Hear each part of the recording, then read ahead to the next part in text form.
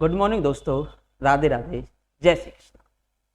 जैसा कि आप जानते हो, आपने सुना भी होगा, कई प्रोग्राम्स में देखा भी होगा कि क्रिकेट के भगवान कहे जाने वाले सचिन तेंदुलकर के बारे में कहा जाता है कि सचिन तेंदुलकर के पास हमेशा एक गेंद के 2 शॉट होते थे। लेकिन सचिन कौन सा शॉट खेलना पसंद करते थे? वह शॉट जिससे से ज्यादा रन मिले, ना कि आउट हो। ठीक है, तो ऐसे ही हमारे पास जब हम मैथमेटिक्स पढ़ते हैं तो मैथमेटिक्स के बारे में भी हमारे पास कई विकल्प होने चाहिए। पहले तो हमें थ्योरी का प्रॉपर रूप से ज्ञान होना चाहिए, फिर थ्योरी का ज्ञान होता है, फिर उसी आधार पर हम ट्रिक्स होते हैं, मेथड्स होते हैं, उनका यूज कर सकते हैं।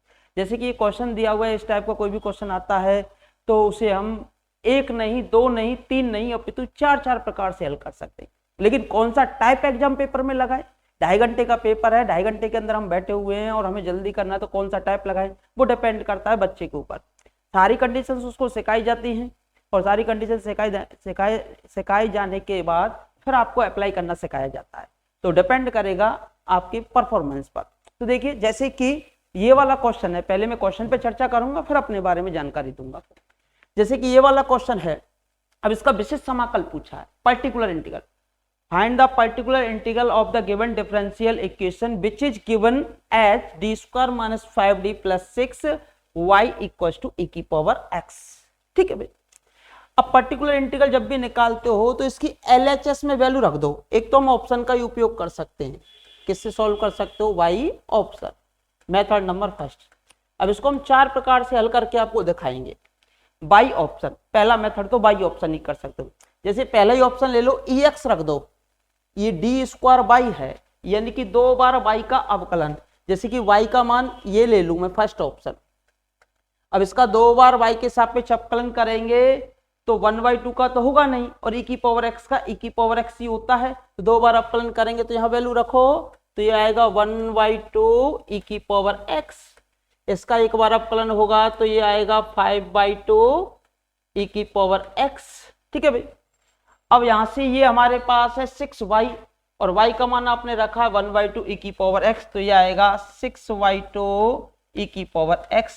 अब देखो ये कितना आता है, 5/2 माइनस का और 1/2 प्लस का, तो माइनस के 4/2 यानी कि माइनस का 2, और यहां से माइनस का 2 e⁻x और ये 3 e⁻x, 3 में से 2 गए तो कितना आ गया? EX आ गया, और क्या आ गई आपकी? RHS आ गई।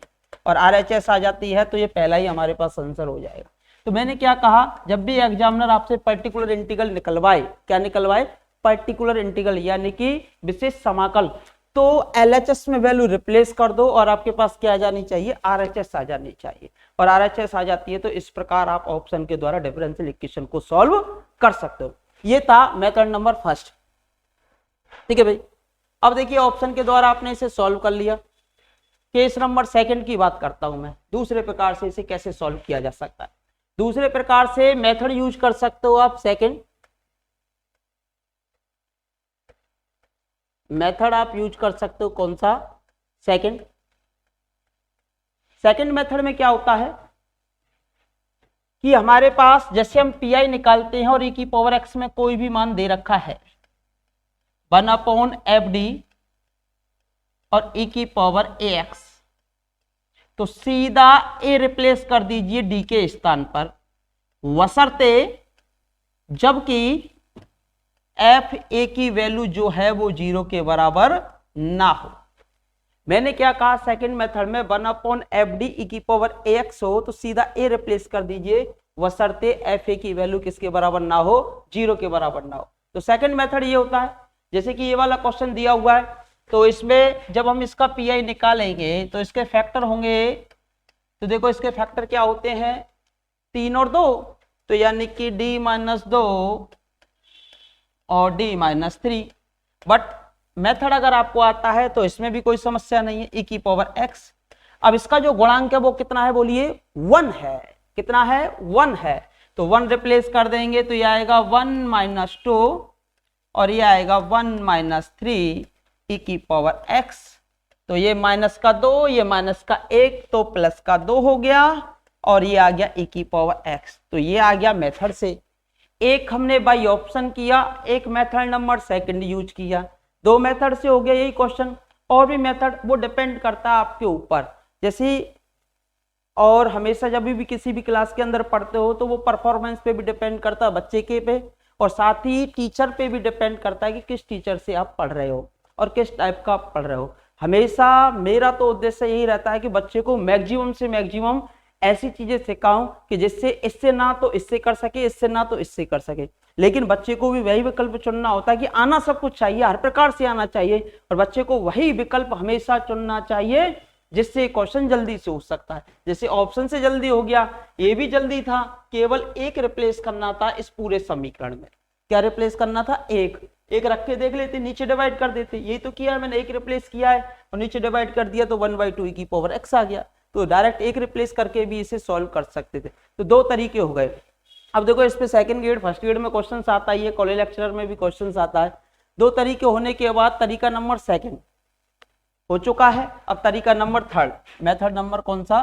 Third, method third.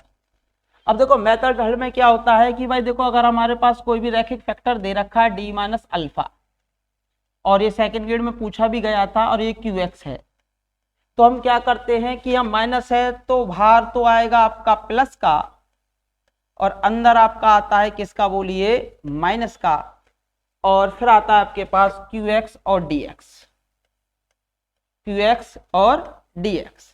ठीक है भाई। अब इस मेथड का भी उपयोग करके आप इस डिफरेंशियल इक्वेशन को सॉल्व कर सकते थे। अब इसका पीआई आपसे पूछा है, तो इसका पीआई होगा पर्टिकुलर इंटीग्रल 1/, इसका फैक्टर होगा d-2 और इसका फैक्टर होगा d-3। और यहां से ये आ रहा है हमारे पास qx का मान कितना है बोलिए? e की पावर x। ये जो qx की वैल्यू है वो कितनी है बोलो? e की पावर x है। ये जो qx की जो वैल्यू है वो कितनी है बोलो? e की पावर x है। अब ये e की पावर x दी हुई है। अब इस वाले मेथड का आप यूज करना चाहते हो, ये जो मेथड लिखा हुआ है, तो हम क्या करते हैं कि जब माइनस का अल्फा होता है तो बाहर प्लस का आता है और अंदर किसका आता है बोलो? माइनस का आता है। तो देखिए अब हम क्या करेंगे, तो एक तो फैक्टर को मैंने ऐसे ही छोड़ दिया d-2 को, d-2 फैक्टर को ऐसे ही छोड़ दिया। मैंने फैक्टर ले लिया d-3। जब d-3 आप लेते हो तो ये माइनस का है तो बाहर तो आएगा प्लस का e की पावर 3x, अंदर आएगा e की पावर -3x। अल्फा का मान कितना है? 3, और इनटू में कितना है आपका बोलिए? e की पावर x, और क्या आ जाएगा बोलिए? dx, और ये ब्रैकेट कर देंगे हम क्या? 1। अब यहां से फिर से हमारे पास आता है कितना? d-2। कितना आएगा बोलो? d-2। अब ये बचा हमारे पास e की पावर 3x, e की पावर -3x, e की पावर x, तो e की पावर -2x, और e की पावर -2x का समाकलन होता है कितना बोलो? e की पावर -2x अपॉन -2। ठीक है भाई, ये इसका समाकलन होता है। अब ये इसका समाकलन हो गया, -2 पे कभी ऑपरेट होगा नहीं, तो माइनस का 1/2 आपने बाहर निकाल दिया। अब ये बच्चा हमारे पास कितना? d-2। अब e की पावर 3x माइनस e की पावर -2x, तो कितना बचा बोलो? e की पावर x। अब फिर से अब हमारे पास कितना है? यहाँ पर 2 है, फिर से वही वाला फॉर्मूला लगा दीजिए। तो यहाँ माइनस का 2 है तो बाहर किसका आएगा बोलो? प्लस का, और अंदर किसका आएगा बोलो? माइनस का। अंदर किसका आएगा बोलो? माइनस का, और इनटू में qx का मान कितना है बोलो? e की पावर x, और फिर कितना है बोलिए? dx। अब -2x और e की पावर x कितना बचा बोलिए? ये बचेगा e की पावर -x, और e की पावर -x का समाकलन होता है -e की पावर x, तो ये हो जाएगा -e की पावर x माइनस में। अब देखो माइनस माइनस हो जाएगा प्लस, और e की पावर 2x में से e की पावर -x घटेगा तो कितना बचेगा बोलिए? e की पावर x। तो ये हमारे पास फिर से पीआई आ गया। तो तीसरा तरीका हो गया। तो एक क्वेश्चन के मोर देन विकल्प होने चाहिए, एक क्वेश्चन को करने के कई रिजल्ट्स आपके हाथ में होने चाहिए। एक क्वेश्चन को कितने कितने प्रकार से हल किया जा सकता है ये आपको पता होना चाहिए।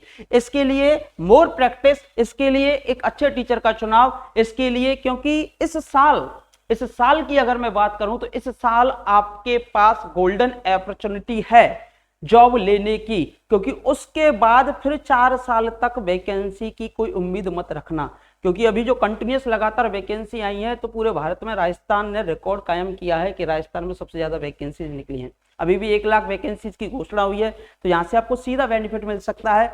आप चाहें जहाँ भी पढ़ें, मैं ये नहीं कहता कि हमसे ही पढ़ें, बट जहाँ भी पढ़ें एक अच्छे टीचर का चुनाव करके पढ़ें। हमेशा एक चीज का ध्यान रखें कि जिस टीचर से आप मैक्सिमम सीख सकते हैं, आपको लगता है कि ये टीचर हमारा सिलेक्शन करवा सकता है, उसी टीचर का आप क्या करेंगे, चुनाव करेंगे। हम हमेशा बच्चों के साथ थे, कल भी और आज भी और हमेशा ही रहेंगे। मुझसे कोई भी पीछे भी या बाद में भी कोई भी कुछ भी क्वेश्चंस पुटअप करना चाहे तो आसानी से कर सकता है, मेरी ओर से कोई समस्या नहीं रहेगी। ठीक है, अभी मैंने इसको 3 प्रकार से करा दिया, अभी मैं इसको चौथे प्रकार से और करा सकता हूं कि जब भी ऐसा क्वेश्चन आए तो अगर हम इसको यहां से ना करके चौथे प्रकार से ऐसे कर सकते थे, इसी फॉर्मूले का यूज करके। तो यानी कि 4th प्रकार से अगर हम इसे करते और हमारे पास ये पी दे रखा था पर्टिकुलर इंटीग्रल, और पर्टिकुलर इंटीग्रल कितना था बोलो, तो ये तो हमारे पास फैक्टर थे d-2 और d-3, तो हम इसको आंशिक वियोजन से तोड़ेंगे। किससे तोड़ेंगे, पार्शियल फ्रैक्शन, आंशिक वियोजन समाकलन के अंदर बहुत यूज होता है। अब इसके लिए हम क्या करेंगे, 2 फैक्टर कर लेंगे, एक तो कर लिया d-2 और एक कर लिया हमने कौन सा, d-3। ऐसे समाकलन में किया जाता है, ऐसे यहाँ पे किया जाता है। इसके लिए क्या करेंगे, जो फैक्टर किया उसको ढक लेते हैं, क्या कर लेते हो, ढक लेते हो। अब d-2 लिया तो d बराबर कितना आएगा, 2, तो शेष में रख दो, तो 2 - 3 माइनस का 1, ऊपर कितना 1, तो 1/-1 कितना आ गया बोलो, -1। ठीक है, अब अगला फैक्टर है d-3, तो d बराबर 3, तो इसको ढक लीजिए, इसमें रख दीजिए 3 - 2 1, 1/1 कितना आ गया 1, तो ये हो गए इसके फैक्टर।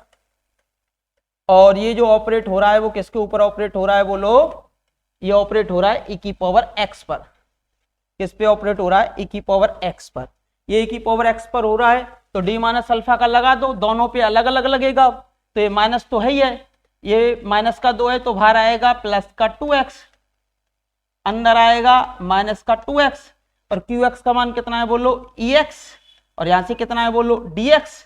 अब प्लस का था, अब यहाँ माइनस का 3 है तो बोलो बाहर किसका आएगा, प्लस का 3x, अंदर आएगा बोलो माइनस का 3x, फिर qx का मान कितना है बोलो ex, फिर आपका कितना है बोलो dx, और फिर है प्लस का c। अब इस इंटीग्रेशन को सॉल्व कीजिए, कभी किया हो तो -e⁻2x, ये बचेगा e⁻x, और e⁻x का समाकलन कितना होता है बोलो, e⁻x ही होता है, और माइनस आगे आ जाता है e⁻3x और e⁻x, तो यहां से ये आपका e⁻3x चल ही रहा है, ये बचेगा e⁻2x, e⁻2x का होगा e⁻2x अपॉन कितना 2। ठीक है भाई, ये कितना बचा, माइनस माइनस प्लस, तो ये बचा e⁻x, और यहां से e⁻3x और e⁻2x, तो ये कितना बचेगा बोलो e⁻x, लेकिन किसका है, माइनस का, और अपॉन में कितना है 2 है, ये माइनस का बचेगा और अपॉन में कितना है बोलिए 2 है। अब इसको सबट्रैक्ट करेंगे तो फिर कितना आ गया बोलो 1/2 e⁻x, 1/2 e⁻x आ जाता है। तो इस प्रकार से हमने एक ही क्वेश्चन को कितने प्रकार से सॉल्व कर लिया, 4 प्रकार से सॉल्व कर लिया। तो इसी प्रकार के और क्वेश्चन अगर आप सीखना चाहते हो तो सीधे उजाला सर से जुड़ सकते हो, त्रिवेणी चौराहे NM क्लासेज की बिल्डिंग के अंदर, जिसमें हम आपको बहुत अच्छे तरीके से क्वेश्चंस करना सिखाते हैं, मोर प्रैक्टिस कराते हैं। प्रत्येक सीट में 300 से 400 क्वेश्चंस वैसे कराए जाते हैं, फिर जैसे टेस्ट सीरीज लेते हैं तो 100 से 200 क्वेश्चंस का वहां भी समाहित कर दिया जाता है। जैसे डिफरेंशियल इक्वेशन से 8 क्वेश्चंस आपके एग्जाम पेपर में बार बार पूछे जाते हैं, 8 क्वेश्चन अगर आप देखते ही कर देते हो, या इस प्रकार का मेथड अब आपको सेलेक्ट करना है कि कौन सा लगाना है, किस पे आउट हो सकते हो और आप कौन से जल्दी कर सकते हो, वो आप पे डिपेंड करेगा। तो उसके लिए हम सारी अपॉर्चुनिटी आपको देते हैं, बहुत अच्छे तरीके से पढ़ाने का प्रयास करते हैं। विश्वासघात का काम हमारे पास है नहीं, बहुत ईमानदारी से पढ़ाएंगे और 100% आपको सिलेक्शन की दहलीज पर पहुंचाएंगे नहीं, अपितु जब तक हाथ नहीं छोड़ते जब तक हम सामने वाले को सिलेक्शन नहीं दिला देंगे। आज के लिए धन्यवाद, नमस्कार, राधे राधे, जय श्री कृष्णा। फिर से आएंगे आपके उजाला सर नेक्स्ट वीडियो नए अंदाज के साथ लेकर। धन्यवाद।